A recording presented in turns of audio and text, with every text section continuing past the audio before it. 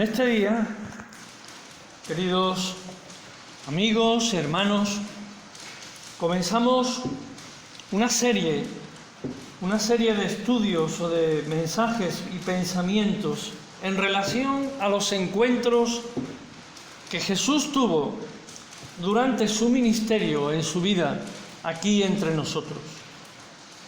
Y en este día quiero compartir con vosotros uno de los encuentros de Jesús, uno de los muchos encuentros que Jesús tuvo con personas, con discípulos y en diferentes situaciones en las que Él nos reveló cosas y nos mostró cosas y también nos enseña cosas a nivel personal. El encuentro de Jesús con los enviados por Juan el Bautista. Se relata el hecho allí en el Evangelio de Mateo, en el capítulo 11, los versos 1 al 19. También se relata en el Evangelio de Lucas, en el capítulo 7, desde el 18 al 35.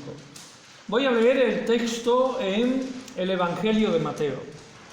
Cuando Jesús terminó de dar instrucciones a sus 12 discípulos, se fue de allí a enseñar y a predicar en las ciudades de ellos.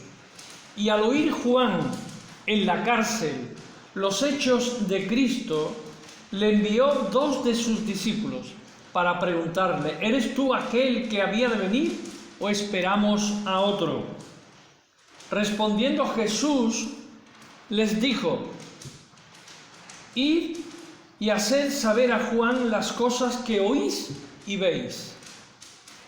Los ciegos ven, los cojos andan, los leprosos son limpiados, los sordos oyen, los muertos son resucitados y a los pobres es anunciado el Evangelio.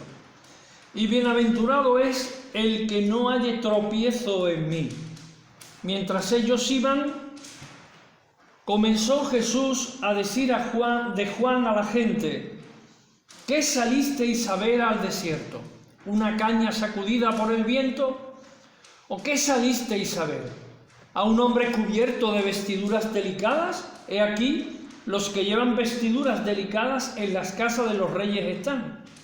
¿Pero qué salisteis a ver? ¿A un profeta? Si os digo, y más que profeta. Porque este es de quien está escrito: he aquí, yo envío mi mensajero delante de tu faz, el cual preparará tu camino delante de ti. De cierto os digo, entre los que nacen de mujer no se ha levantado otro mayor que Juan el Bautista. Pero el más pequeño en el reino de los cielos, mayor es que él. Desde los días de Juan el Bautista hasta ahora, el reino de los cielos sufre violencia y los violentos lo arrebatan. Porque todos los profetas y la ley profetizaron hasta Juan. Y si queréis recibirlo, él es aquel Elías que había de venir. El que tiene oídos para oír, oiga. Mas ¿a qué compararé esta generación?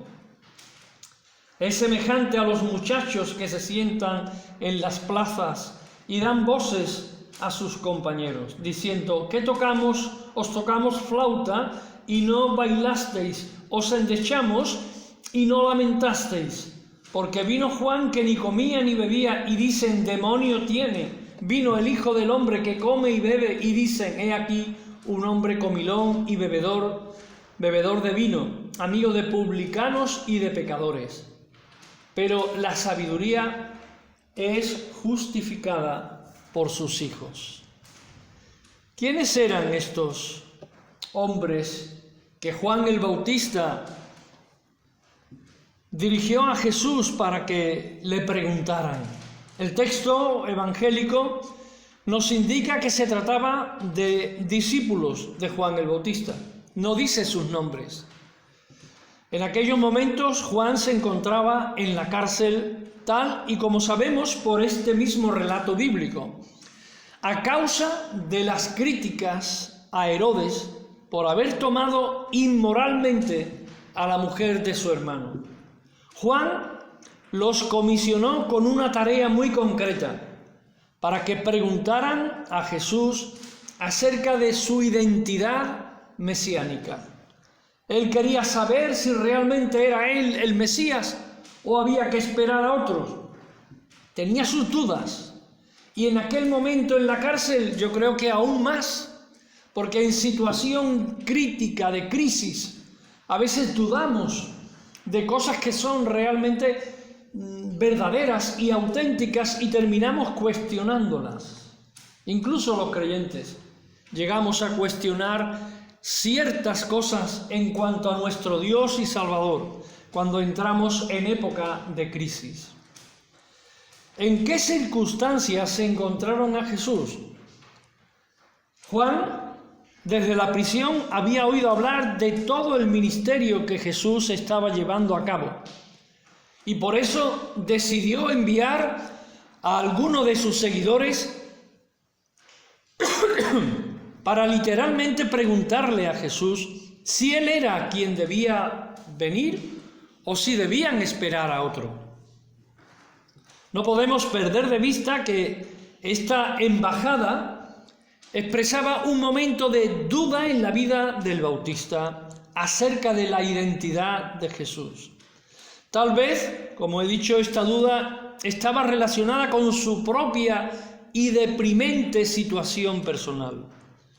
Una parte de la proclamación del mensaje de Jesús estaba relacionada precisamente con la liberación de los presos, ¿verdad? En Lucas 4:18 leemos: el Espíritu del Señor está sobre mí por cuanto me ha ungido para dar buenas nuevas a los pobres. Me ha enviado a sanar a los quebrantados de corazón, a pregonar libertad a los cautivos y vista a los ciegos, a poner en libertad a los oprimidos. Sin embargo, Juan estaba en este momento encarcelado y Jesús no había hecho nada aparentemente, ni tampoco iba a hacerlo para que él fuera liberado. Y es que los propósitos de Dios tienen que cumplirse en las personas. Sus propósitos son más altos que nosotros mismos. Pensamos que Dios tiene que liberarnos de todas las situaciones, y Dios a veces nos hace pasar por situaciones difíciles porque su plan es ese y tiene un fin que nosotros no somos capaces de ver. Así que Juan estaba en una situación difícil, estaba en la cárcel, y Jesús no hizo nada para sacarlo de allí. Es posible también que parte de las dudas de Juan estuviera también relacionado con el hecho que su propio mensaje de juicio sobre los malvados, declarado en Mateo 3:10 y en otros textos bíblicos, dice Mateo 3:10, y ya también el hacha está puesta a la raíz de los árboles. Por tanto, todo árbol que no da fruto, que no da buen fruto, es cortado y echado en el fuego. No se estaba llevando a cabo esta situación, y la predicación de Jesús estaba más orientada hacia la gracia, el amor y el perdón. Finalmente, las expectativas mesiánicas que Juan tenía, como muchos otros judíos, pudieron tener acerca de un Mesías más de carácter político, de carácter militar, que liberaría del poder opresor e instauraría de nuevo una teocracia política. Tampoco se estaba esto llevando a cabo. No encontramos, pues, ante la realidad de un hombre que sufre, que padece, que se pudre en una prisión a causa de su denuncia del pecado del rey, y que a pesar del episodio del bautismo de Jesús, donde él presenció aquella imagen preciosa, tremenda, donde Dios mismo y el Espíritu Santo dieron testimonio acerca de Jesús, también sus propias palabras acerca de la identidad del Maestro, en este momento duda sobre si Jesús sería aquel a quien tenía la misión de anunciar y preparar el camino. Y es que a veces las dudas nos asaltan. Por eso es conveniente ponernos el escudo de la fe, porque los dardos de fuego del maligno los lanza contra nosotros, contra los creyentes. Y en circunstancias como esta, vemos a Juan dudando, vemos a Jesús en el huerto de Getsemaní, sufriendo: si es posible, pase de mí este cáliz, pero hágase tu voluntad. Me imagino que la misma intencionalidad había en Juan. Si es posible, pase de mí esta situación difícil, pero que se manifieste el reino de Dios en la persona de Jesús, en la persona del Mesías. Y quería estar seguro en esos momentos de debilidad. ¿Qué impacto produjo el encuentro en las vidas de estos hombres? Muchas veces Jesús era crítico en sus respuestas a preguntas que le hacían la gente, y muchas veces los mismos fariseos, ¿verdad? Y era muy crítico en cuanto a esas respuestas que demandaban de él. En ocasiones él mismo respondía con otra pregunta. En otras, como la que nos ocupa en estos momentos, simplemente hacía una descripción de la realidad y dejaba que fueran sus interlocutores los que sacaran sus propias conclusiones y tomaran sus propias decisiones al respecto. Esto sucede en este encuentro. Jesús ni afirmó ni negó. Simplemente les dijo a los enviados de Juan que le transmitieran todo lo que estaba sucediendo alrededor y de lo que ellos mismos podían ser testigos. Los ciegos ven, los cojos andan, los leprosos quedan limpios de su enfermedad, los sordos oyen, los muertos resucitan y a los pobres se les anuncia el mensaje de salvación. Curiosamente, Jesús no fue taxativo con las dudas que tenía Juan. No las resolvió tal y como tal vez y los discípulos esperaban. El maestro consideró que el bautista debía de llegar por él mismo a sus propias conclusiones. Debía de hablar con el Señor al respecto y debía ser sensible a la guía y dirección y voz del Espíritu Santo con respecto a la identidad de Jesús. Las palabras finales del maestro son muy significativas y sin duda cargadas de sentido y de contenido. El versículo 6, dichoso el que no pierde su confianza en mí, o bienaventurado el que no haya tropiezo en mí, en mi persona, sino que pueda confiar completamente en mí, porque yo soy el que dicen las Escrituras. Yo soy el gran yo soy. Los cojos ven, los ciegos ven, los cojos andan, los muertos resucitan. Ahí tenéis evidencias. Y así nos responde Dios a 1000 cuestiones en la vida. Mirad los tiempos, observad las cosas y llegad a vuestras propias conclusiones. ¿Qué aplicación tiene para nosotros este encuentro de Jesús con estos hombres enviados de Juan el Bautista? Todos nosotros hemos tenido o tendremos preguntas que nos inquietan, seguro. Preguntas que nos angustian y que necesitamos y deseamos que Dios nos las pudiera contestar, sobre todo en estos momentos, ¿verdad?, en los que vivimos, tan difíciles. Hay personas que se preguntan, se hacen preguntas. ¿Es esta la voluntad de Dios? Algunos cuestionan a Dios, algunos cuestionan la justicia de Dios. ¿Dios es justo y permite todo lo que estamos viviendo? Dios es justo y permite todo lo que estamos viviendo, porque tiene un plan y un propósito eterno. Todos nosotros hemos experimentado o experimentamos en nuestras vidas situaciones que nos llevan a la duda con respecto a Dios, con respecto a sus planes, con respecto a su intervención y a sus propósitos.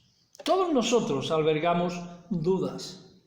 El encuentro de los enviados de Juan con Jesús nos enseña que es legítimo tener dudas, tener estas dudas y preguntar.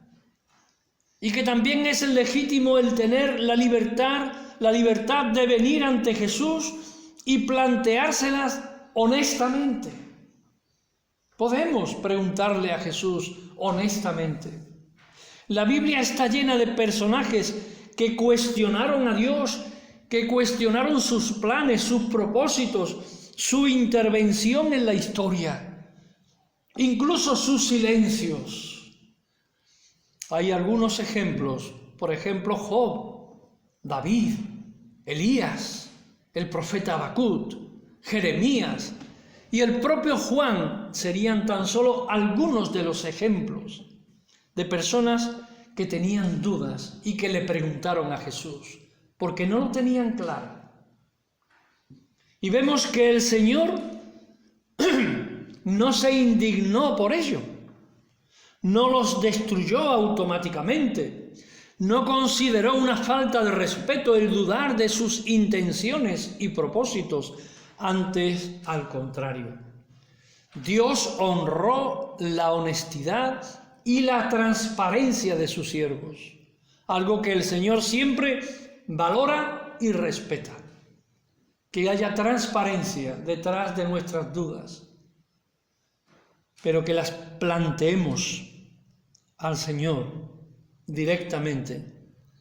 Jesús nos invita a acercarnos libremente hasta Él y exponer con honestidad todo aquello que hay en nuestro corazón, sabiendo que no es juicio, rechazo o decepción lo que nos espera de parte del Señor, sino contrariamente, amor, gracia y aceptación.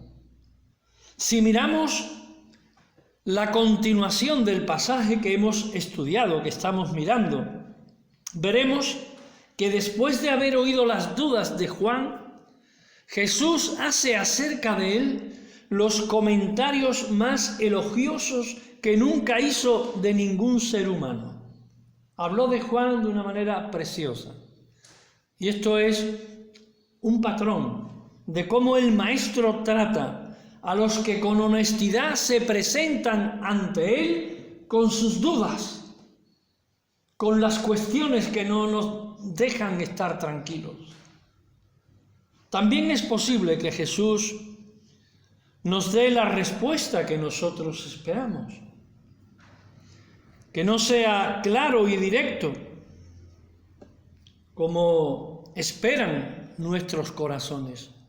Es posible que Jesús no nos dé a nosotros tampoco la respuesta que nosotros esperamos, que tú esperas en tu vida, que están ahí en tu corazón dudas y cuestiones, y quizás el Señor no te va a responder con absoluta claridad. Es posible que nos pida que dirijamos nuestra vida interior y exterior hacia las circunstancias que estamos viviendo y que nos rodean, hacia su palabra y cómo se relaciona con nuestras inquietudes, y también hacia la voz interior del Espíritu Santo, que siempre está susurrando en nuestros corazones y a la que hemos de desarrollar la capacidad de identificar y escuchar.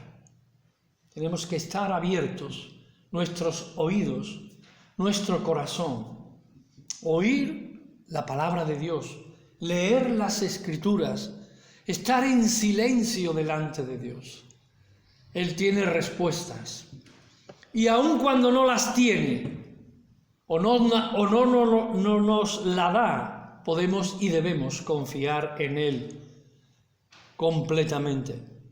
Incluso es posible que nunca nuestras preguntas reciban una contestación y únicamente recibamos de parte de Jesús una afirmación, como la que vemos en el versículo 6. Dichoso el que no pierde su confianza en mí. Bienaventurado el que no halle tropiezo en mí. Bienaventurado aquel, feliz aquel que confía plenamente en mí, aun cuando no ve, porque la fe no es cuestión de ver y de ver los resultados inmediatamente. La fe es esperar, es confiar en aquello que no vemos, pero confiar en las palabras del que lo dijo, porque su palabra se cumplirá, aunque nosotros no veamos el cumplimiento durante los días de nuestra vida. En ocasiones solamente podemos caminar por fe, confiando plenamente en el Maestro, para interrogantes que nunca vamos a tener una respuesta absoluta y clara. Pero el Señor nos dice que confiemos. Precioso versículo: bienaventurado el que no halle tropiezo en mí, el que no encuentre en mí duda, sino que confía, espera cada día, espera en el Señor, confía en el Señor. A su tiempo Él te dirá qué hacer, qué decir, dónde ir, cómo esperar. Permíteme algunas preguntas personales para una aplicación personal también para tu vida. ¿Qué interrogantes, dudas, inquietudes, agonías hay hoy en tu vida? Creo que es una buena pregunta. Interrogantes, dudas, inquietudes, agonías, ¿qué hay en tu vida? ¿Qué te impide presentárselas al Maestro de Galilea, al Cristo resucitado? ¿Qué te impide presentar tus dudas delante del Señor? Pasa un tiempo a solas con Él. Abre tu corazón. Exprésale lo que sientes. Recuerda que no estás haciendo nada indigno ni ilegítimo. Piensa en todos los grandes hombres de la Biblia que así lo hicieron. No olvides que el Espíritu Santo ha permitido que todo ello quedara registrado ahí en la Escritura, en la palabra, para orientación, ánimo y estímulo nuestro, mis queridos hermanos. Trata de escuchar la voz de Dios acerca de todo ello en su palabra, el trabajo íntimo del Espíritu Santo, la opinión de cristianos maduros y las propias circunstancias.